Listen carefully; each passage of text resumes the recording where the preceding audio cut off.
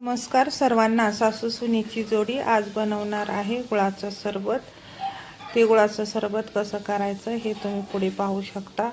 हे पहा, गुळाचे शरीरासाठी किती फायदे असतात आणि उन्हाळ्यात गुळ का खातात हे सर्वांनाच माहीत आहे, त्यामुळे मी नव्याने काही सांगणार नाही। आता आपण रेसिपीला सुरुवात करूया। त्यासाठी मी इथे एक मिक्सर जार घेतलेला आहे। काही पुदिन्याची पानं मी स्वच्छ धुवून मिक्सर जारमध्ये टाकून घेणार आहे।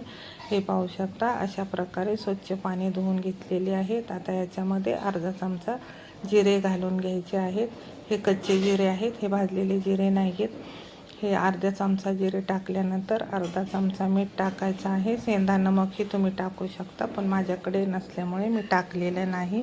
आता ह्याच्यामध्ये 5-6 चमचे आपण किसलेला गूळ टाकून घेतलेला आहे।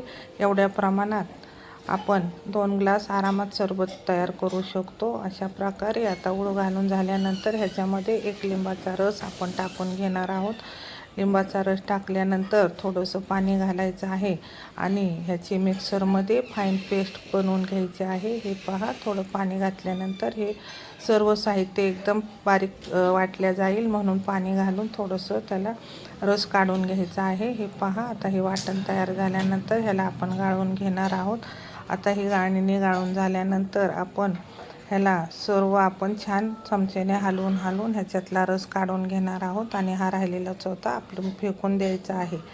आता ग्लासमध्ये मी आईस क्यूब्स टाकलेले आहेत। 3-3 आईस क्यूब्स टाकून हा सब्जा मी पहिलाच भिजवून ठेवला होता। 2-2 चमचे सब्जा बी आपण ह्याच्यामध्ये टाकून घेणार आहोत। हे पहा, अशा प्रकारे हे दोन्ही ग्लासात मी बर्फाचे तुकडे आणि सब्जा बी टाकून घेतलेले आहेत। आता हा रस दोन्ही ग्लासात अर्धा करून टाकून घ्यायचा आणि वरून थंडगार पाणी टाकून ह्याला छान ढवळून घ्यायचं आहे। हे पहा, अशा प्रकारे आपला हा सरबत तयार झालेला आहे। तुम्ही जर चॅनलवर नवीन असाल तर चॅनलला सबस्क्राईब करा, लाईक करा, शेअर करा आणि कमेंट करायला विसरू नका।